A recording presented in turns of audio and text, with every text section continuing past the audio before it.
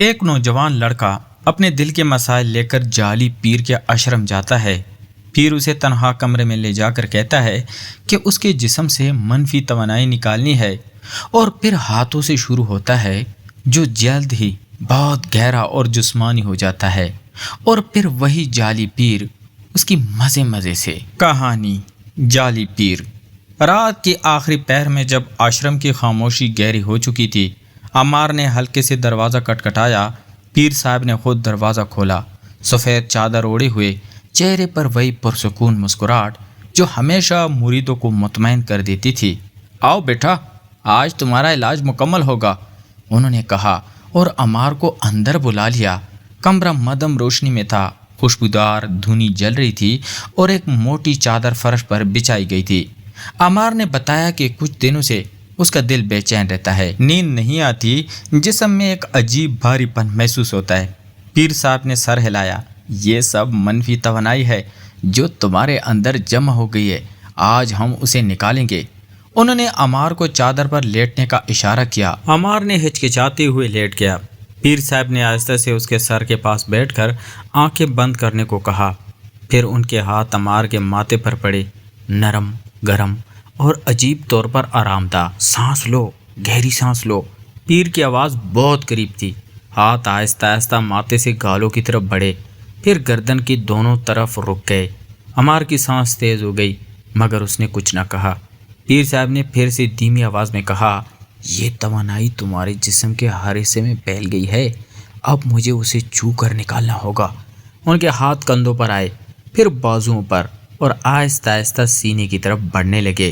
عمار کی پلکیں کانپ رہی تھی، جسم میں ایک عجیب سی گرمی پھیل رہی تھی جو روحانیت سے زیادہ کچھ اور محسوس ہو رہی تھی۔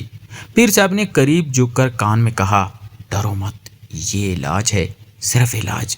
ان کے ہاتھ اب عمار کے کپڑوں کے اوپر سے جسم کے ساتھ ساتھ حرکت کر رہے تھے، کبھی رک جاتے، کبھی دباؤ بڑھاتے۔ کمرے میں صرف دھونی کی خوشبو اور دونوں کی سانسوں کی آواز تھی۔ عمار نے محسوس کیا کہ پیر صاحب کا جسم اب بہت قریب ہے، ان کی سانس ان کے چہرے پر پڑ رہی ہے، اور وہ ہاتھ جو اب بھی علاج کے بہانے حرکت کر رہے تھے اب کہیں اور جانے والے تھے۔ عمار نے آنکھیں بند رکھیں کیونکہ وہ جانتا تھا کہ اب واپس نہیں جا سکتا۔ پیر صاحب کے ہاتھ اب عمار کے سینے پر رکے ہوئے تھے۔ یہاں بہت زیادہ بوجھ ہے، انہوں نے دھیمی آواز میں کہا، اور انگلیاں آہستہ آہستہ دائیں بائیں حرکت کرنے لگی۔ عمار کی سانس رکی ہوئی تھی، وہ چاہتا تھا کہ کچھ کہے مگر زبان نہیں ہل رہی تھی۔ پیر صاحب نے پھر سر جھکایا، ان کی داڑھی عمار کے چہرے کے قریب آ گئی، اور انہوں نے کان کے پاس سرگوشی کی، اب تمہیں مکمل طور پر سپرد کرنا ہوگا ورنہ توانائی نہیں نکلے گی۔ عمار کے جسم میں ایک عجیب سی لہر دوڑ گئی۔ پیر صاحب نے محسوس کر لیا، دیکھو جسم خود جواب دے رہا ہے، انہوں نے مسکراتے ہوئے کہا۔ پھر انہوں نے عمار کا ایک ہاتھ پکڑ کر اپنے سینے پر رکھ دیا، تم مجھے محسوس کرو، یہ روحانی تبادلہ ہے۔ عمار کی انگلیاں پیر صاحب کے کپڑوں کے اوپر سے ان کے جسم کو چھو رہی تھی، اور وہ محسوس کر رہا تھا کہ پیر صاحب کا دل تیزی سے دھڑک رہا ہے۔ کمرے کی روشنی اور مدھم ہو گئی تھی، دھونی کی دھواں آہستہ آہستہ چھت کی طرف جا رہی تھی۔ اب دونوں بہت نزدیک تھے، سانسیں ایک دوسرے پر پڑ رہی تھی۔ انہوں نے سرگوشی کی، ان کی انگلیاں عمار کے سینے پر گھوم رہی تھی، کبھی رک جاتی، کبھی دباؤ بڑھاتی، اور عمار کے جسم میں ایک ایسی بے چینی پیدا کر رہی تھی جو اب روحانیت سے بہت دور جا چکی تھی۔ عمار نے ہلکے سے کراتے ہوئے پیر صاحب کے کندھے کو پکڑ لیا۔ پیر صاحب نے مسکرا کر کہا، اچھا اب تم خود قریب آ رہے ہو۔ پھر انہوں نے عمار کو مکمل طور پر اپنی طرف کھینچ لیا، کیونکہ اب وہ جانتا تھا کہ یہ رات صرف علاج کی نہیں، کسی اور چیز کی بھی ہے۔ پیر صاحب نے عمار کو تھوڑا سا الگ کیا، مگر ان کا ہاتھ اب بھی اس کی کمر پر رکھا ہوا تھا۔ اب بیٹھ جاؤ، انہوں نے نرمی سے حکم دیا۔ عمار نے سیدھا بیٹھ کر آنکھیں بند رکھی۔ پیر صاحب اس کے پیچھے آ گئے اور دونوں ہاتھوں سے اس کے کندھوں کو دبانے لگے۔ یہاں سخت گرہیں پڑی ہوئی ہیں، انہیں کھولنا ہوگا۔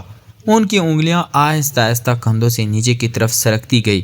پیر صاحب نے قریب جھک کر کان کے پاس کہا، اب تمہیں میرے حکم پر عمل کرنا ہوگا، جو میں کہوں وہ کرو۔ عمار نے سر ہلایا۔ پیر صاحب نے پھر اس کے دونوں ہاتھ پیچھے کر دیے اور اپنے ہاتھوں سے پکڑ لیے۔ اب سانس روکو پھر چھوڑو۔ ان کی آواز میں ایک عجیب سی طاقت تھی۔ عمار نے حکم مان لیا۔ ہر سانس کے ساتھ پیر صاحب کے ہاتھ اس کے بازوؤں پر دباؤ بڑھاتے جا رہے تھے، کبھی ہلکا کبھی سخت۔ پھر انہوں نے عمار کا سر تھوڑا سا جھکا دیا اور اپنی انگلیوں سے ان کی گردن کی رگوں پر ہلکا سا دباؤ ڈالا۔ یہاں بہت سی منفی چیزیں جمع ہیں، انہیں باہر نکالنا ہے۔ انہوں نے سرگوشی کی۔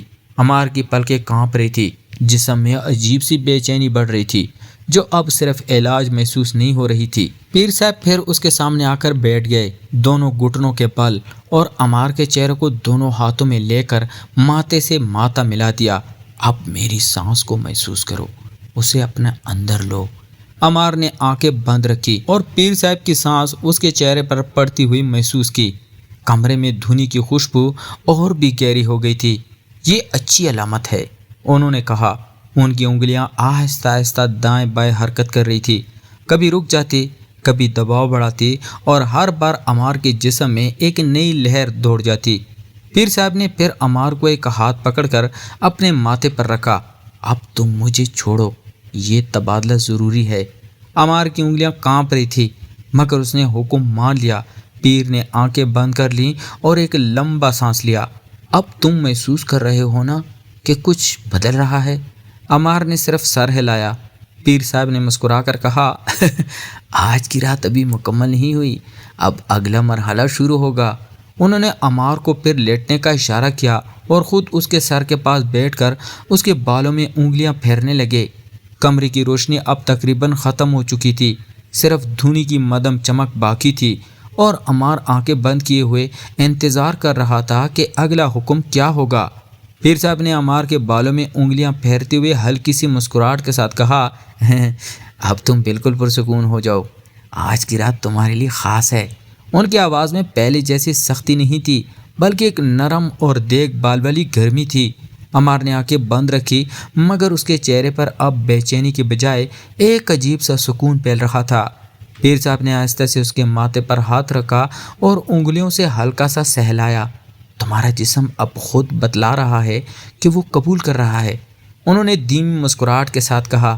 پھر انہوں نے عمار کے کندھوں کو نرمی سے دبایا اور اس کے جسم سے تھکاوٹ نکالنے لگے، جیسے واقعی کوئی مہربان استاد اپنے شاگرد کی دیکھ بھال کر رہا ہو۔ عمار نے محسوس کیا کہ اس کے اندر کا بوجھ آہستہ آہستہ ہلکا ہو رہا ہے، اور اس کے لبوں پر پہلی بار آج کی رات ایک چھوٹی سی مسکراہٹ آئی۔